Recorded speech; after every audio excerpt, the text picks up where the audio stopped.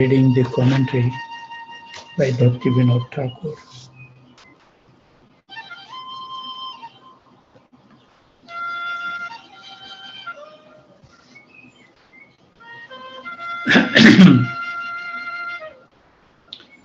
So before we do this, I think we are on verse 5. Verse 4, what are the four instructions that Raghunath Das Goswami has shared with us? Anybody Sotadhar can repeat?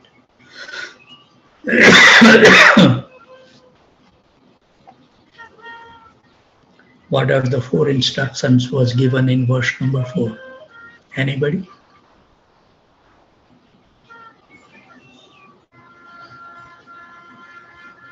No? Anyone knows even one?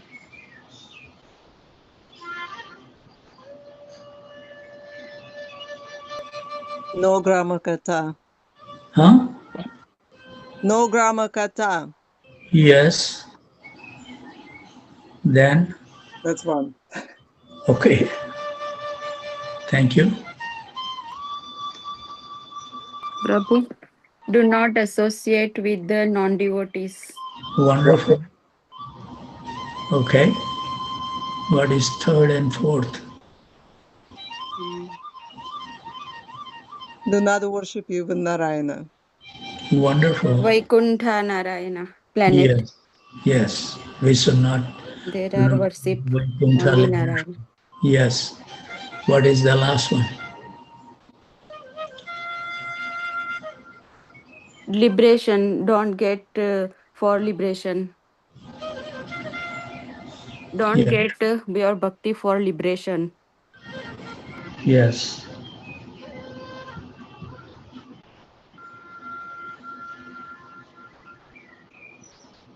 Wonderful. Okay, so at least some people are remembering. So in the verse number 5, what are the things is brought out? Anybody can recall? What is the verse 5 instruction tell us to become free from? Anybody? Which are the 6 enemies?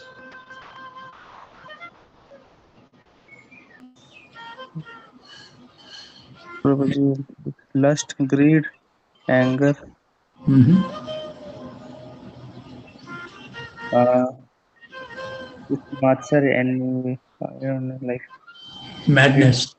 madness. Yeah. Madness, illusion, and envy. Yeah. So this is verse 5 is related to those 6 enemies. So this is nice to remember. Verse 4 has 4, verse 5 has those 6 enemies. So over here, Bhaktivinoda Thakur is, instead of lust, he used the word desire, anger, greed, and instead of illusion, he is using bewilderment. And then madness, he is using intoxication. And instead of envy, he used the pride. Pride can bring that envy. So these are the 6 enemies that wait on the path of soul's journey of life. They have lascivious which pull that soul, so he slip from righteousness, from dharma, and perform unscrupulous activities, asatta chetna. These enemies pull tightly to drag away one's life. So he said, Mana tumi dhara vakya mora, ei sabha बात पाद अतिशय दुर्निवार यखन्ना गहरिया करे जोरा. O heart, please seriously consider my words. These highway robbers are incredibly difficult to resist.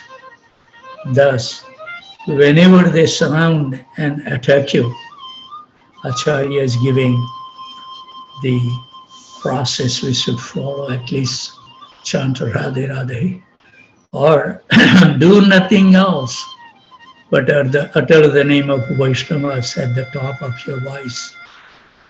Then the soldier of Krishna, soldiers of Krishna, the slayer of Bakasur, will come to save you out of their mercy.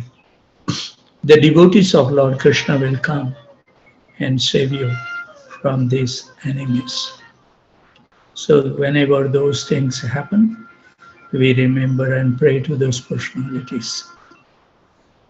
Bhakti Vinod Thakur says that these 6 horrible enemies have tied me up and tightened the noose of unscrupulous activities around my neck. My life breath has almost left me. O Rupa Raghunath, please protect me. So this is the instructions Bhaktivinoda Thakur has given. And from tomorrow we will be reading the commentary by our present Acharya like Shivaram Swami Maharaj, Satchinandan Swami Maharaj, Bhakti Vigyan Goswami Maharaj and Urmila Mataji.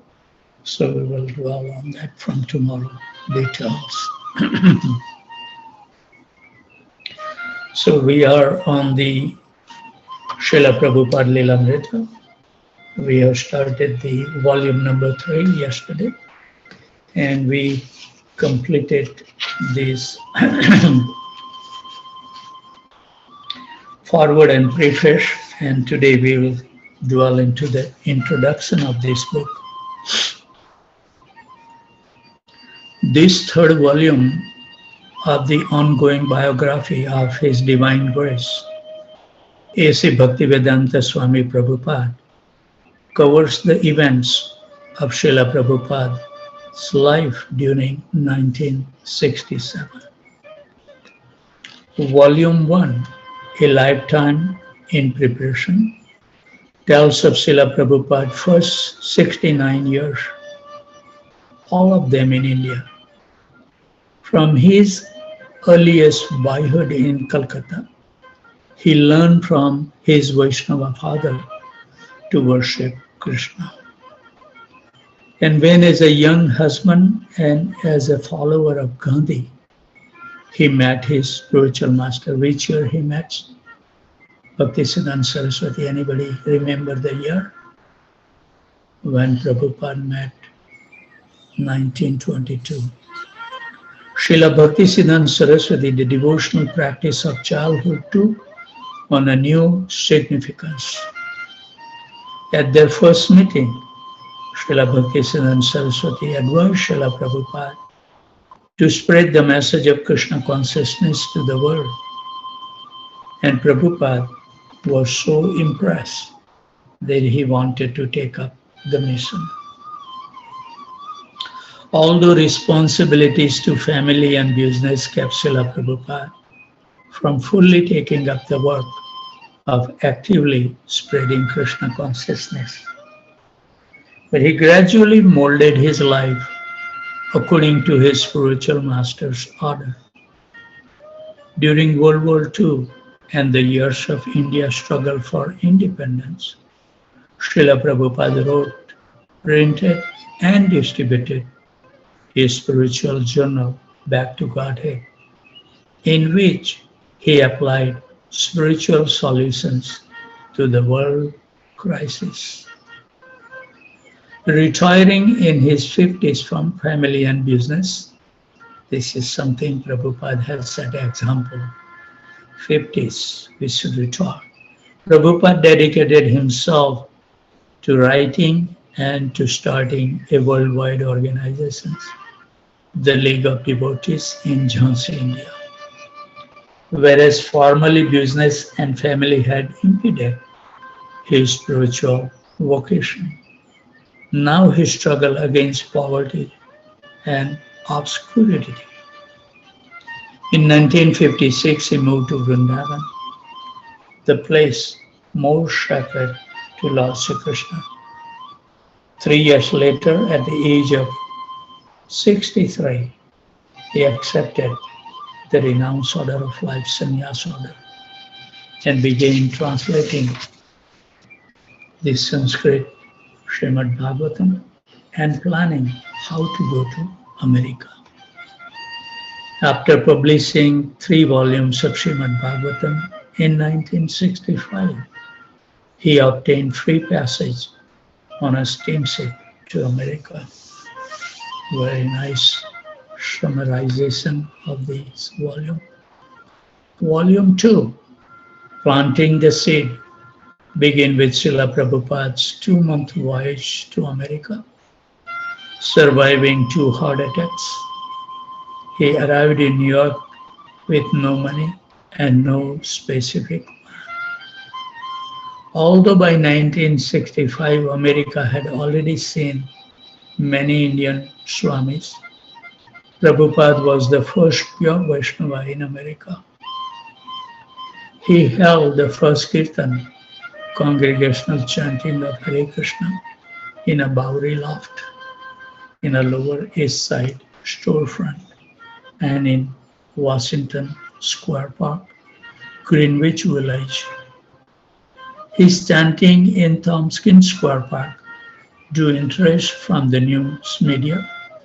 The New York Times ran an article with the headline, quote, "Swami's flock chants in park to find ecstasy," unquote. The flock consisted of boys and girls who had rejected America's materialism and, although looking for something more, had found themselves in 1960s counterculture of protest, marijuana, and LSD. Prabhupada gave these young people their first spiritual food, prasadam, and accepted them as his disciples. He was their spiritual father, their guru, living with them and carefully nurturing their first mouth of spiritual life. Then 6 months after beginning his International Society for Krishna Consciousness, he suddenly left to start a second center in San Francisco. The first half of only he could lead them tell of Srila Prabhupada's bringing Krishna consciousness to a place even more extreme than New York's Lower East Side, to wide open, wild Western Heights, Asbury, where hundreds of thousands of hippies had congregated for a summer of love, and where the Swami and the chanting of Hare Krishna were warmly welcomed and celebrated. The title of Volume 3 stresses that only Srila Prabhupada could continue the movement he had begun. His disciples in New York and San Francisco were following him, drawn by his purity, gravity, charm, tolerance, and humor. And they were hearing from him. He had started the Krishna consciousness movement, and he was maintaining it. Now that he had set a pattern, he could confidentially repeat it in one city after another, but only by personally going to each place. Certainly, Krishna consciousness could not be spread by a Swami of the non-devotional school of impersonal or physical yoga. And even among the Vaishnava followers of the Lord Chaitanya, Srila Prabhupada was the only one willing to come preach in America, and the field was all his. Quote, "Only he could lead them," unquote, has another meaning. Only Srila Prabhupada could determine and demonstrate how to transplant Krishna consciousness into an alien culture like that of America. His spiritual master had not given him such details, nor did the scripture say what to do in a culture where women demanded equality with men.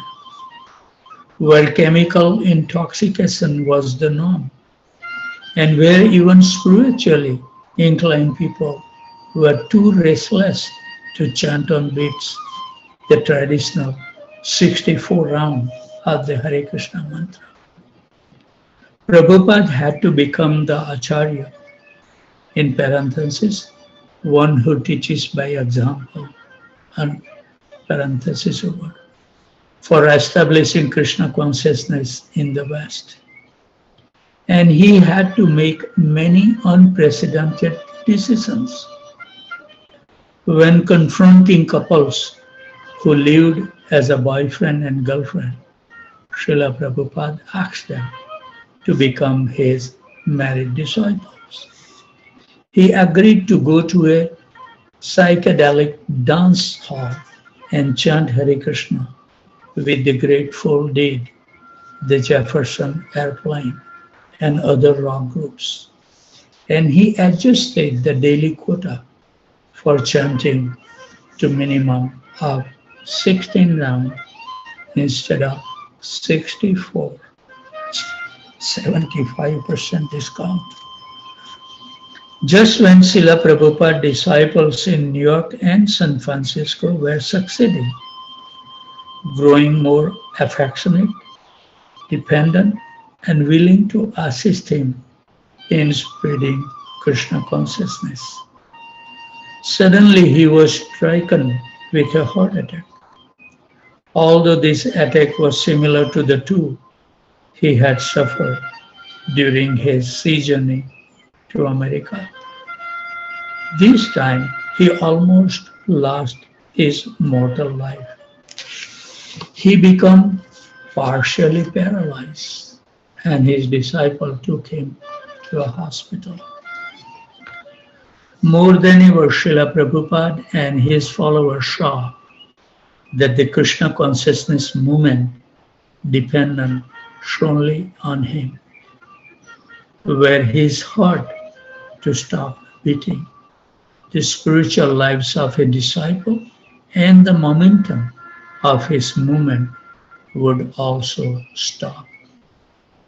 In San Francisco and New York, Srila Prabhupada's followers prayed all night to Lord Krishna. Unquote. Quote, "Our master has not finished his work. Please protect him." Unquote. And they realized that they had more love for their Swamiji and more faith in him than they had ever imagined. They needed him to lead them. After the initial crisis passed, Prabhupada tried recuperating at a beach house near San Francisco. But with the sun staying behind the clouds and his health not improving, he decided to go back to Vrindavan, India. Perhaps, he said, to die. When some disciple asked if it would be possible for another Vaishnava Swami to come in Prabhupada's place, Prabhupada answered by speaking of his own spiritual master. Quote, "He was no ordinary spiritual master. He saved me." Unquote. Prabhupada explained that if another guru were to present even one thing differently, the disciple would become confused. No, the guru was not replaceable. Only he could lead them. Srila Prabhupada, accompanied by a few disciples, returned to Vrindavan. But almost as soon as he arrived, he was intent upon returning to America. I think it was in 1971. Vrindavan is an inspirational only, he wrote to his American disciple.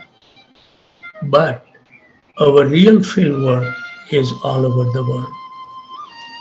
In India, Prabhupada tried to arrange to print his books and visited some of his godbrothers. In Calcutta, he returned to the Radha Govinda temple he had visited daily as a child.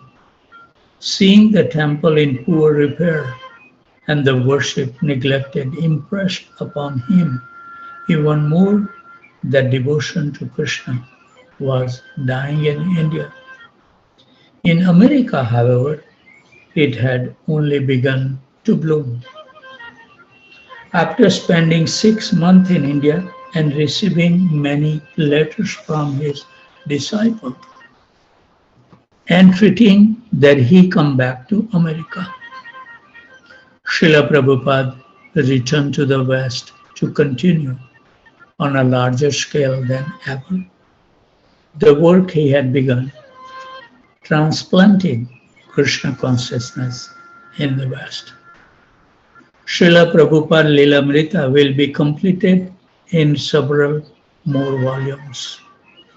According to scripture, the word Lila, as in Lilamrita, means pastimes, and it specifically refers to activity that are causeless and cannot be checked. In other words, the pastime of God or his pure devotees are transcendental. Although the activities of Srila Prabhupada may appear ordinary, they have an internal meaning.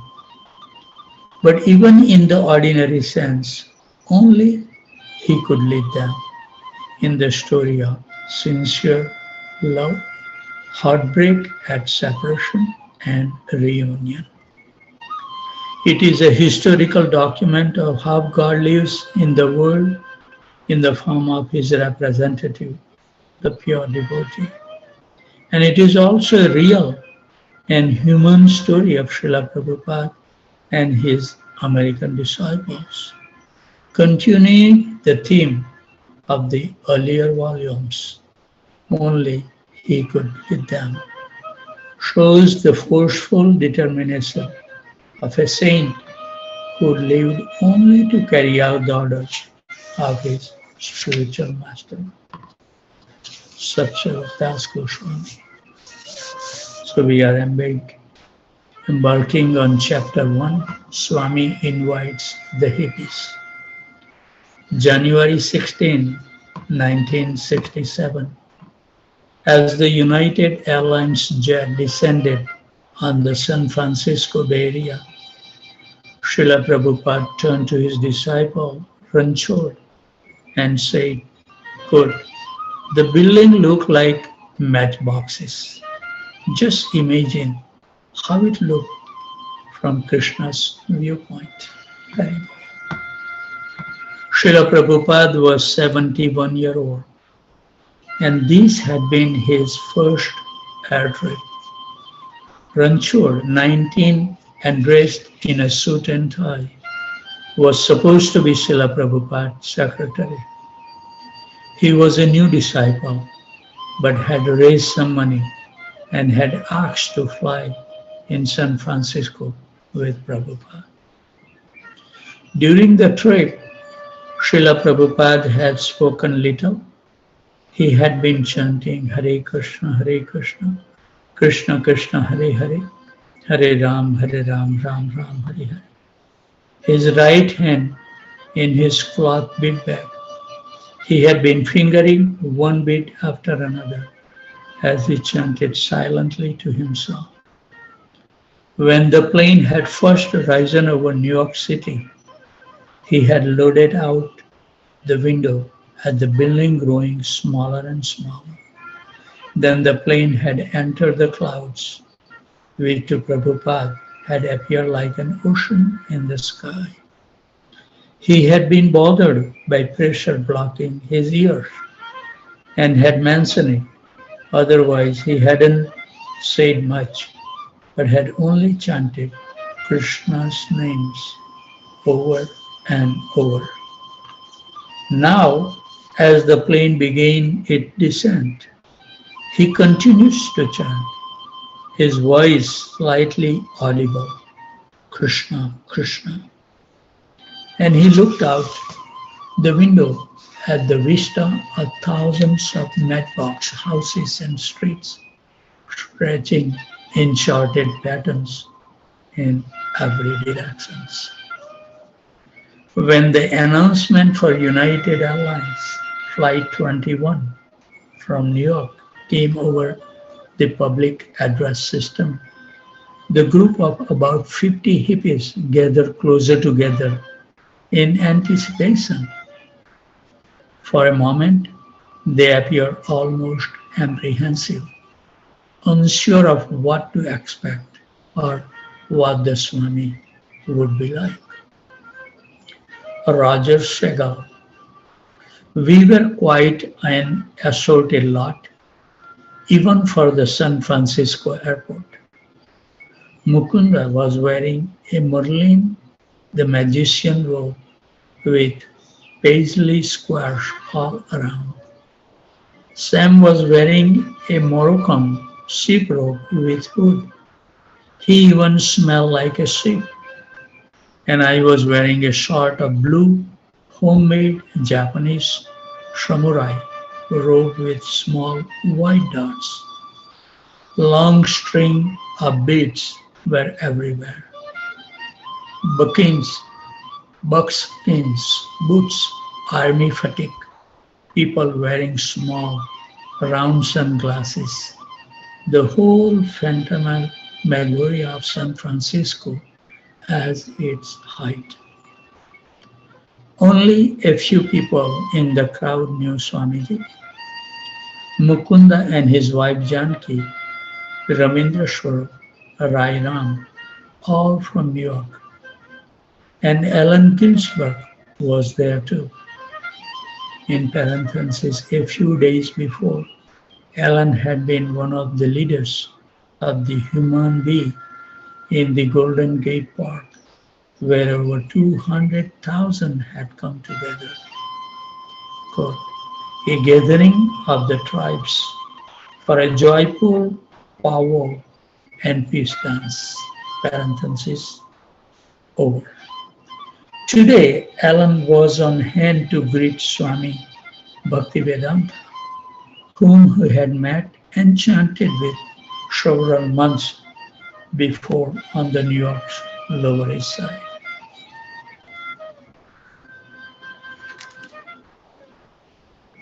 Okay. Swamiji would be pleased, Mukunda reminded everyone, if they were all chanting Hare Krishna when he came through the gate. They were already familiar with the Hare Krishna mantra. They had heard about the Swami's chanting in the park in New York, or they had seen the article about Swamiji and the chanting in the local underground paper, The Oracle. Earlier today, they had gathered in Golden Gate Park, most of them responding to a flyer Mukunda had distributed, and had chanted there for more than an hour before coming to the airport in Karaman, Afghanistan. Now many of them, also in response to Mukunda's flyer, stood with incense and flowers in their hands. As the disembarking passengers entered the terminal gate and walked up the ramp, they looked in amazement at the reception's party of flower-bearing chanters. The chanters, however, gazed past these ordinary, tired-looking travelers, searching for that special person who was supposed to be on the plane. Suddenly, strolling toward them was the Swami, golden complexions, dressed in a bright saffron robes. Prabhupada had heard the chanting even before he had entered the terminal, and he had begun to smile.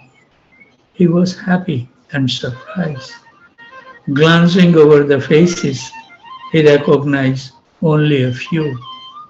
Yet here were 50 people receiving him and chanting Hare Krishna without his having said a word. Haribol. Mukunda is explaining this scene in his own word as follows. We just had a look at Swamiji, and then we bow down, myself, my wife, and the friends I have brought, Sam and Marjorie. And then all of the young men and women there follow suit and all bow down to Swamiji, just feeling very confident that it was the right and proper things to do. The crowd of hippies had formed a line on either side of a narrow passage through which Swamiji would walk. As he passed among his new admirers, dozens of hands stretched out to offer him flowers and incense. He smiled, collecting the offering in his hand while Ranchor looked on. Allen Ginsberg stepped forward with a large bouquet of flowers, and Srila Prabhupada graciously accepted it. Then Prabhupada began offering the gift back to all who reached out to receive them. He proceeded through the terminal, the crowd of young people walking beside him, chanting Hare Krishna. At the baggage claim, Srila Prabhupada waited for a moment, his eyes taking in everyone around him. Lifting his open palms, he beckoned everyone to chant louder, and the group burst into renewed chanting, with Prabhupada standing in their midst, softly clapping his hand and singing Hare Krishna. Gracefully, he then raised his arms above his head and began to dance, stepping and swaying from side to side. I think we should stop here. Devotee has other things to do. We should be punctual. And before they leave, we would like to offer them our most respectful, humble obeisances for their kind association.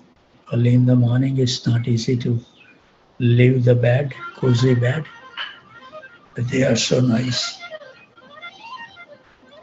Every day, 6-7 devotees join, even before I join. So I'm very indebted to those dedicated devotees that they are always there. May Krishna and holy name bless them. So I think if anybody has any question, comment, or corrections, we should end our session. For the benefit of those who join little late, I have been so fortunate that Param Karuna Prabhu from Portland, Oregon, very learned scholar in ISKCON, is giving his personal time 2 times a week. And we have not yet finished one pastimes because Prabhuji